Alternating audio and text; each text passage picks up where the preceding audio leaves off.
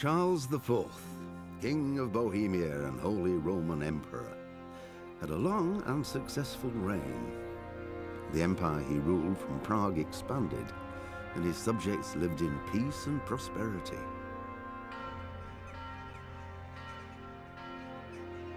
When the emperor died, the whole empire mourned.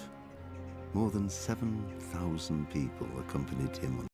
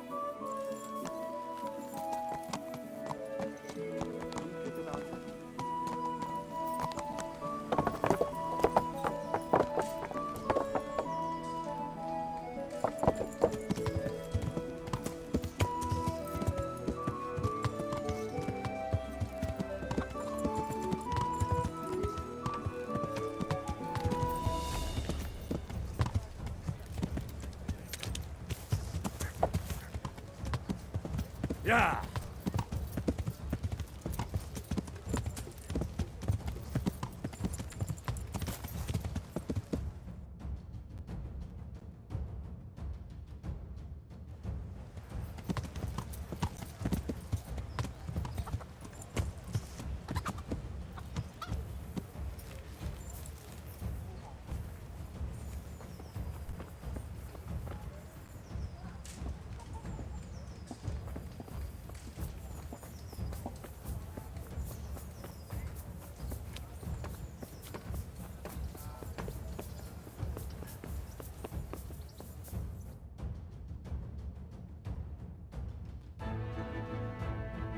Oh, Hal.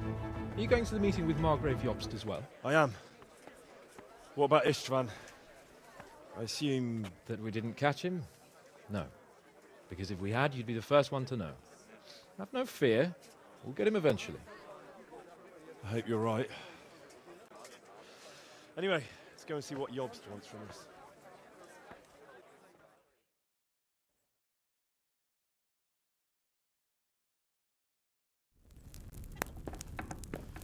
My lords, Christ's blessings on you all. And on you, Lord Capon. And this is my son, Henry. I didn't know you had a son, Sir Redzig. It came as a bit of a surprise to young Henry, too. This gentleman here is John II of Liechtenstein, a member of my council. I'm honored, gentlemen. Come join us. Margrave Jobst was just about to tell us the reason for his visit. Your Grace? I'm sure we're all agreed, Your Graces, that all this unrest must come to an end. This kingdom needs a king. Question is, which king? My cousin, Wenceslas IV, who is being held in captivity. I have to confess, my lord, that your answer surprises me a little. If I'm correctly informed, until recently you sided with your other cousin, Sigismund.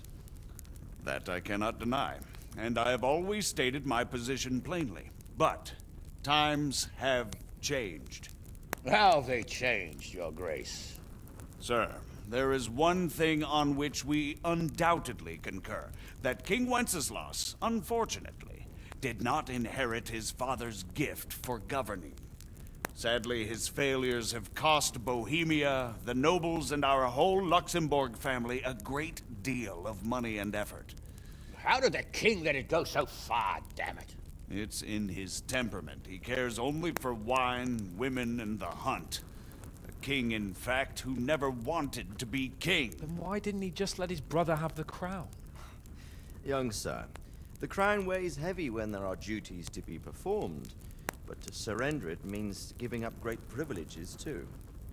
But he did surrender power to his brother. When things started getting out of hand, Wenceslas appealed to Sigismund for help in restoring order. What, you're saying Wenceslas invited him here? This is starting to make my head spin. Actually, it makes sense when you think about it. Sigismund wanted to re-establish the power of the whole House of Luxembourg. He thought if he helped Wenceslas win the imperial crown, in return his brother would help him become the king of the Romans, and leave the actual reign of Bohemia and the empire to him. Sigismund would govern, while Wenceslas could carry on doing what he was best at, enjoying the life of the imperial court. Why wasn't Wenceslas crowned Holy Roman Emperor long ago? He was already elected king of the Romans. All he had to do was go and let the Pope put the damn imperial crown on his head. Who knows? Maybe he'd prefer hunting and consorting with bathhouse wenches to spending time with the Pope. Well, so would I must admit.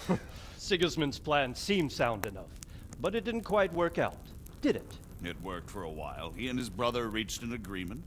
Sigismund took over administration of the kingdom and began planning Wenceslas's journey to Rome for the imperial coronation. But then Wenceslas realized he would just be a puppet with a crown. I must say, Margrave Jobst, Wenceslas and Prokop behave rather like naughty children in need of a good clout about the ears. Sigismund would agree.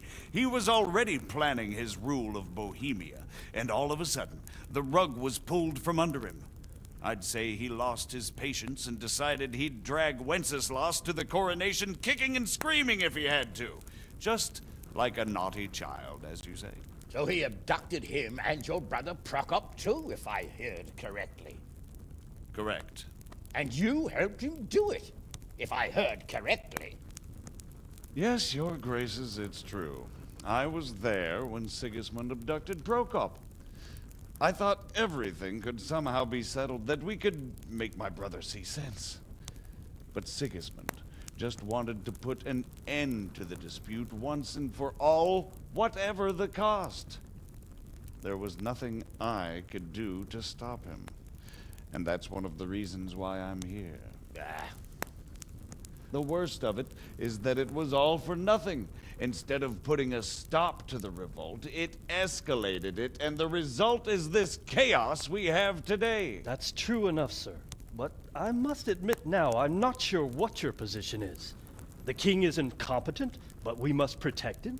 The simple truth, gentlemen, is that for all of Wenceslas's faults, we have no one else. So we'll have to make do with his idleness. People like him, though. But what can we do now? Sigismund has the League of Lords behind him. Otto von Bergolf, Heinrich von Rosenberg. The situation has gotten completely out of control. Now even the nobles of the League of Lords are realizing that Sigismund wasn't the right choice. So now Bergolf is on your side. Are we to assemble an army together with him and face Sigismund on the field of battle? We're not in Hungary now. Such affairs may be settled elegantly, without unnecessary hostilities or expenses.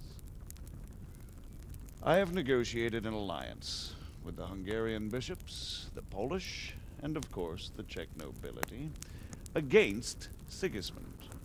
Every day he is losing the ground under his feet, and that's why I need your help too. What kind of help, though? Sigismund has a massive army, and Rosenberg, Berghof, and Prague are behind him. Do you have an army you could face him with? But that's not what I mean at all. There's been a revolt against Sigismund in Hungary, partly due to my efforts. And now he'll have to choose whether he wants to gain the Bohemian crown, which is a very risky enterprise, or hold on to the Hungarian one. He can't have both. And there's a tough struggle awaiting him in Hungary. I'm not sure he'll win, and Rosenberg and Berghof know it too. They're not stupid. If the Bohemian nobility stands together, they will turn. We are men of little consequence, Margrave. Radzig here lost everything because of his alliance with Wenceslas. Sir Divish came within a hair of the same fate. Even Rattay is defenseless against Sigismund and the League of Lords. What's more, Your Grace, King Wenceslas languishes in captivity in Vienna. He can't rule too well from there. And what do you propose? To sit with your arms folded till the Bohemian lands are turned to ashes like scarlets? We have to put a stop to this senseless war! And do you know, sir, what the true position of the League of Lords is? I'm not on the best of terms with them at this moment, so you'll have to ask them yourselves. Yes. Why not? I'll go and visit Bergov at his castle and we'll see what he tells me. You know, that's not such a bad idea, young sir. True. Though a little risky. I doubt Berghoff would harm a blue-blooded envoy. And you can find out what he has to say about developments and what the League of Lords is planning. Then we'll decide what to do next. I'll help you compose a letter to him. I'd like Henry to come with me. Why not? He's proven himself an able investigator, and he'll also be a good bodyguard if anything should happen. And I'll send Sir John here to Kuttenberg to be my eyes and ears there. I believe both your reports will help us get a better grip on the situation. When can you set out? Just as soon as I've packed my things. Excellent. Margrave Jobst and I will draft a letter. Get ready, and we'll meet back here.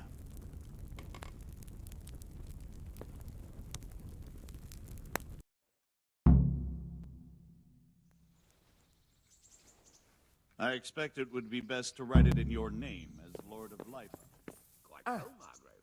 What exactly... So, it looks like you're off on a mission. Yes. I can't wait. I don't want to dampen your spirits, my boy, but watch out. These are evil times, and who knows what can happen along the way. Not to mention that Bergov is no saint. Don't worry. I know. You've shown you can fend for yourself, but do take care. You'll be traveling as Lord Capon's bodyguard. You'll be there to make sure nothing untoward happens to him.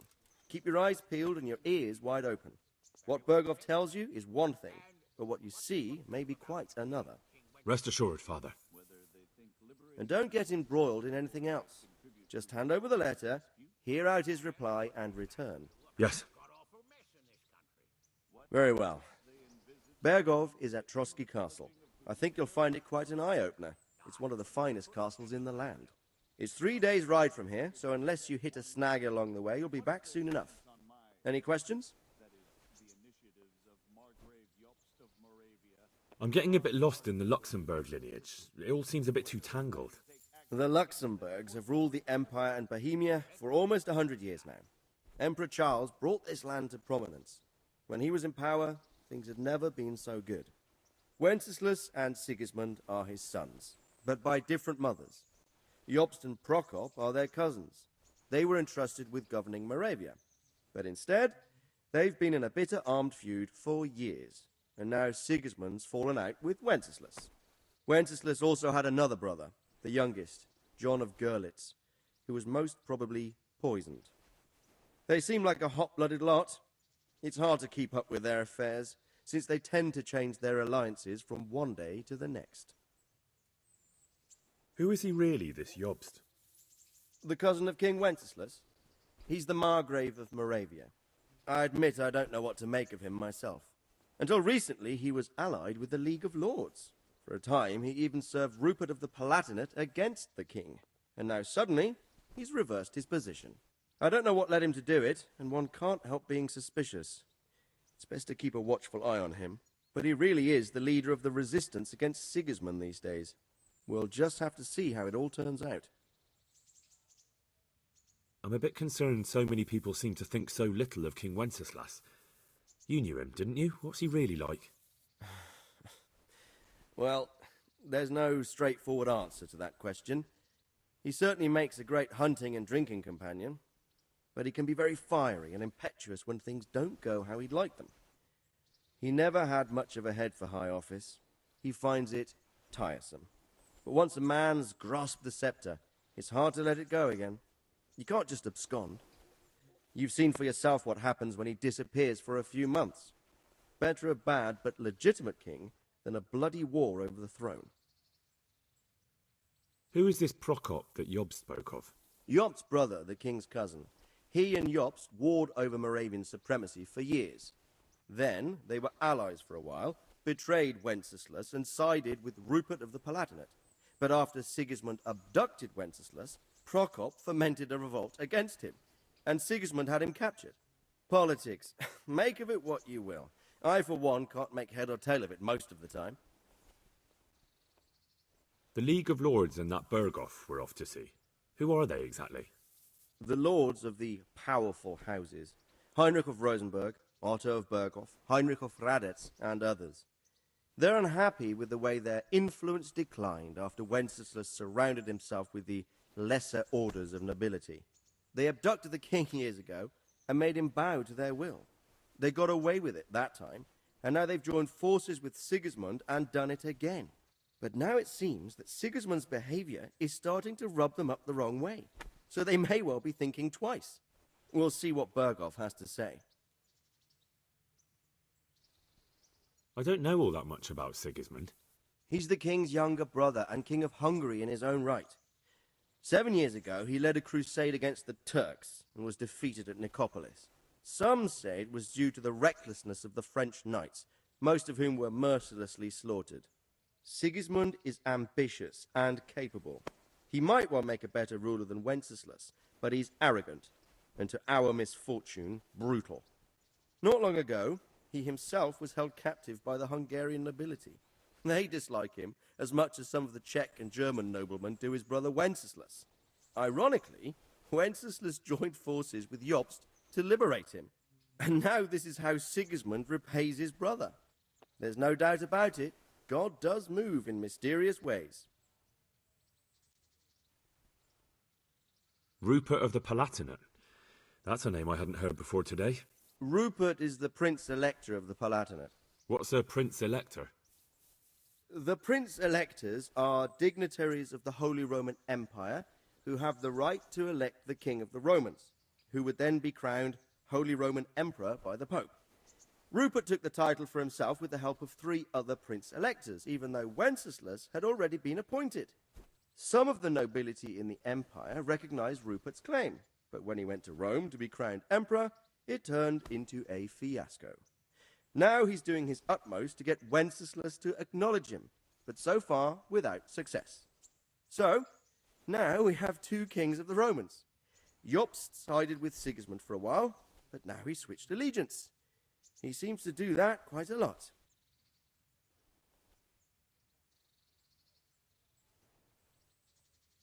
That young man, Sir John of Liechtenstein. Why is he here? The Liechtensteins are a powerful Austrian family with estates in Austria and Moravia. Sir John sits on Jobst's council. Since the king's being held captive in Vienna, I suppose it makes sense to have a powerful Austrian house as allies. It could be very useful. That's about all. Very well. Take the letter from Sir Hanush. And good luck, son.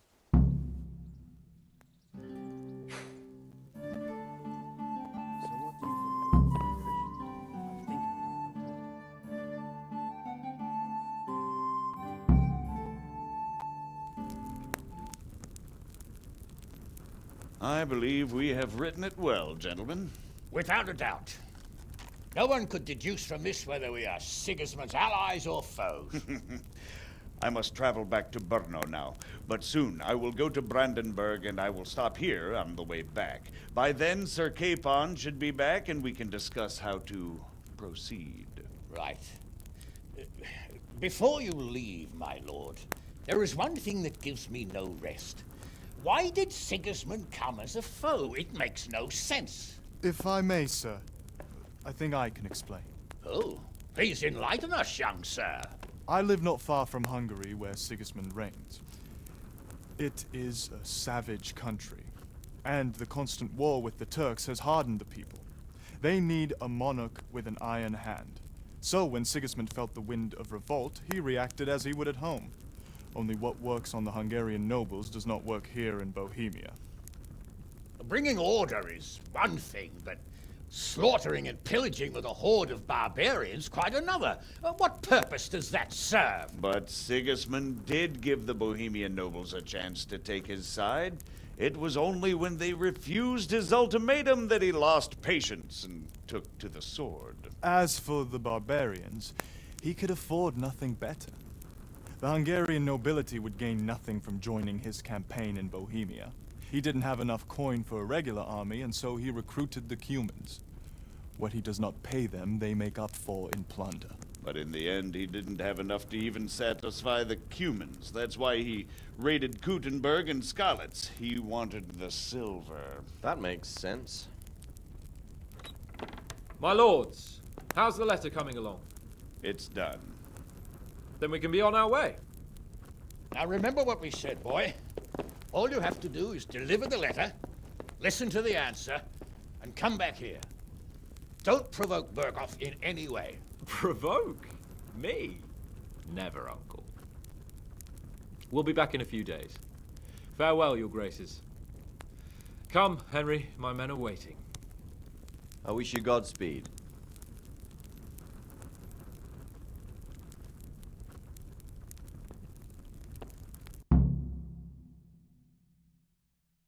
No, Hal.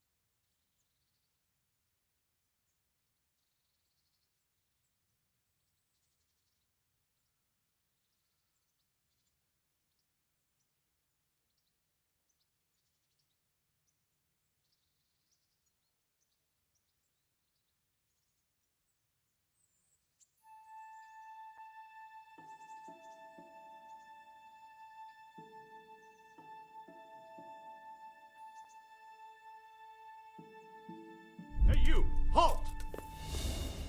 Surrender! You'll have to answer for your law-breaking.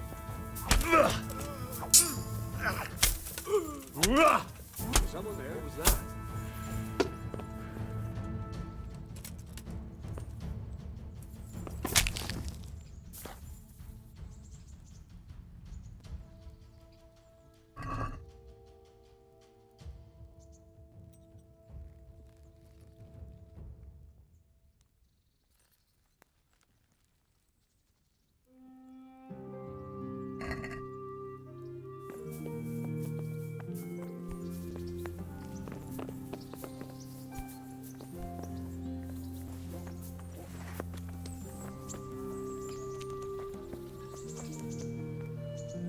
So, can we set off now, Henry? Of course. I can't wait. So, to horse! The Lord of Berghoff is bound to be waiting us eagerly.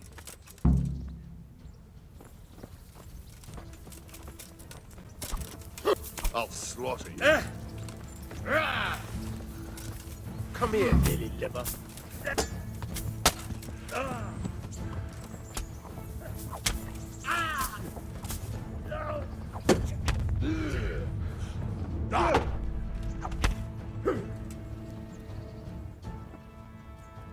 Caught you. Now you pay for all your crimes. What? Well, I never. Don't play games with me. I know full well about the assaults you committed. Your victims remember you very well. And I haven't even started on your other crimes. This definitely won't come cheap. You'll learn crime doesn't pay.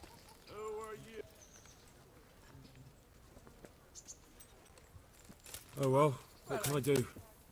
Here you are. You've purged yourself before the law.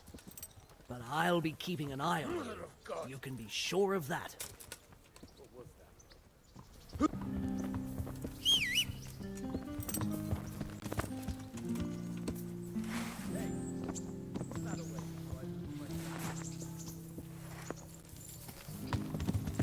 Yeah. Yeah.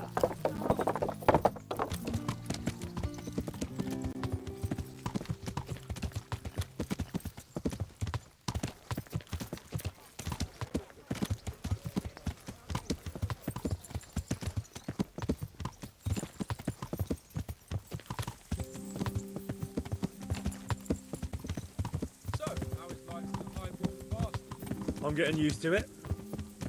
What about Rodzig? Has he accounted for not owning up to you the whole time? He explained it.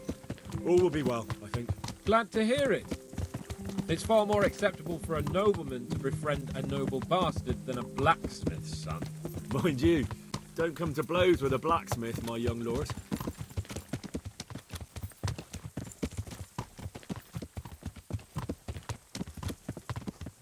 What do you think about Sir Jobst and his plan? Well, I admit all the scheming has me a little lost. I thought Sigismund was the devil, Wenceslas a martyr, those on his side the heroes, and those against him the villains. I believed we'd rescue the king and all would be well again, but now it looks a lot more complicated. Yeah, exactly. I didn't expect the noble lords to be as noble as the angels, but I hadn't expected such a sewer. They behave like children. I can't fathom how after all this backstabbing they're somehow still on speaking terms. I don't know either. It beggars belief.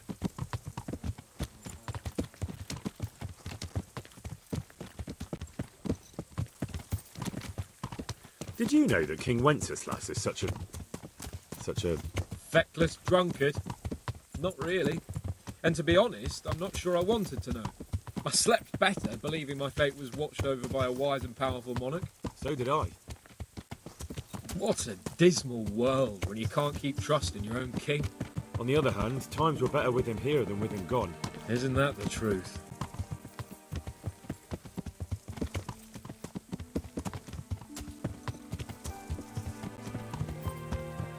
What do you think of Sigismund? If I were him, I'd have had enough of my brother even sooner. But he's a monster. Look at what those hordes of his are getting up to here. What he did in Skalitz. True enough. On the other hand, if Wenceslas and Prokop hadn't double-crossed him, none of this would have happened. No one forced him to burn Skalitz. That's a fact.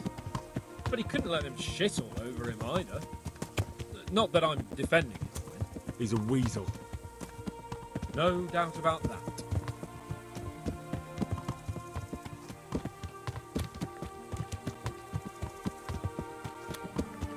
Do you know anything about Prokop? Ha! Sir Hanush could tell you a thing or two about him. Why? Last winter, a certain Sir Jan Sokol of Lamberg, a well-known knight, or robber baron to some, tried to occupy the city of Iglau, which was on the orders of none other than Prokop. And what has that got to do with Hanush? Well, he was there with him. Of course, that's not something to brag about in front of Jobst. And what was it all about? They wanted to occupy a city that was on the side of the League of Lords, but despite there being several hundred strong, they didn't take it. For one thing, they couldn't get past the Iglau women, with their pitchforks and cauldrons of hot water. I would never have thought of Sir Hanush as such a rebel.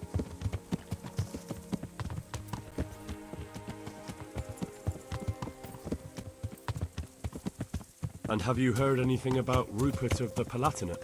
A little. He can't manage even to wrest power from a king who doesn't much care for ruling and isn't fighting back. That doesn't seem like a man who has what it takes to rule. And that's all I need to know.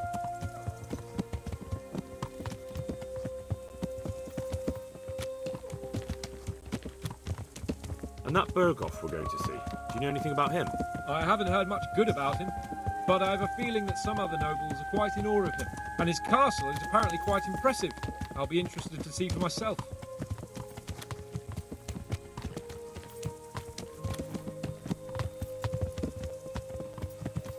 And what about the League of Lords? Wealthy, pompous. The king doesn't seem to like them much. He's chosen to let the lesser ranks of the nobility into his circle, men like your father. I admit I don't blame him one bit. But the lords weren't happy about their lost influence, so they put their foot down. If I were Wenceslas, I'd have let them hang after they abducted me the first time. But he gave them seats at the provincial council? Little wonder they're back at their old tricks.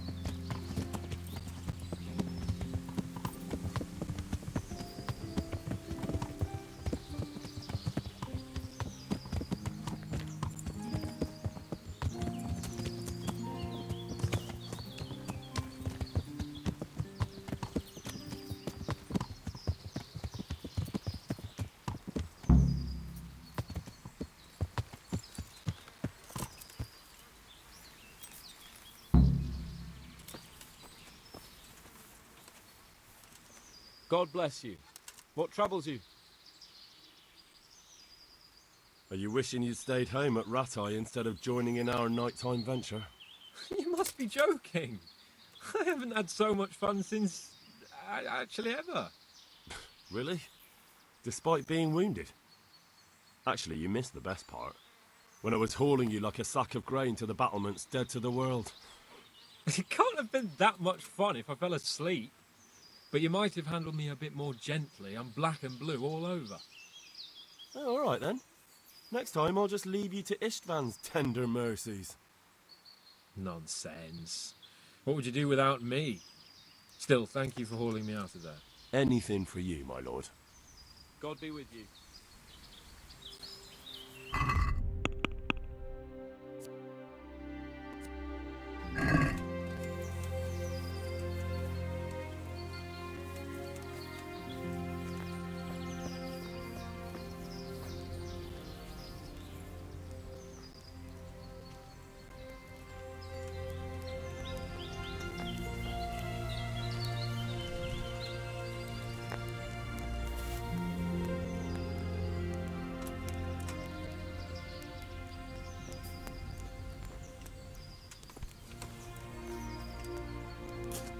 How about it, Henry? Can we go? Are you ready for this? Of course. At last I'll get to see more of the country and have a bit of an outing. Quite.